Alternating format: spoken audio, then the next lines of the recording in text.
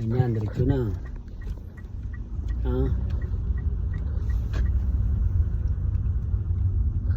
Diretso lang. Tapos sasabihin sa'yo, magra-right ka. Siyempre magsasign ka ng basta titignan mo dyan sa dito, tignan mo. Tapos diretso lang. Diretso lang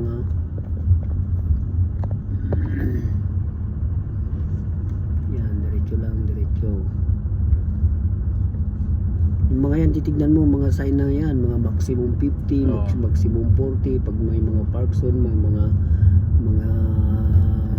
school, dapat sinabing 30 lang. Yan, sa diretso. Basta hintayin mo lang kung yung mag-aano sa'yo, kung yun lang ang pakikinggan mo. Right? Basta diretso lang. Diretso lang. Dito diretso. Stop mo yan, di ba naka-red yan? Stop yan. Basta pakikinggan mo lang kung ano yung sasabihin niya. Kung magle-left ka, magra-right ka, kung diretso. Kung hindi siya nagsasalita, basta diretso ka lang. Kasi mga sasabihin naman sa'yo in 5 meters, in 10 meters, 20 meters, yung stop sign, magle-left ka. Pag sinabing mag-left ka, mag-left ka. Pag sinabing mag-right ka, mag-right ka.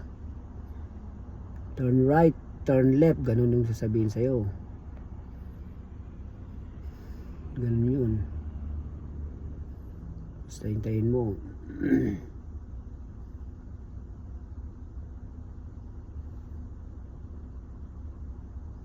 Ganun lang yan, madali lang yan.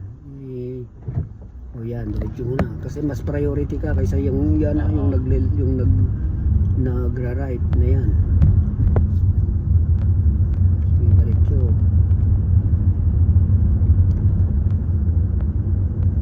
Huwag kang nervyusin ha. Baka pag ninervyus ka dyan mamaya wala na. Naibasura mo na yung $200. 8,000 yun sa Pinas. Oo, kaya nga. Kaya man-nervous ako. Oo. Ano? Basta pakikinggan mo lang ako. Tapos sasabihin sa'yo in 5 meters magle-left ay magra-right ka. Dito? Magsasign ka ng ay sige, basta diretso mo na lang, stop mo na lang, stop mo kasi nahuli na sige, diretso. Ayan.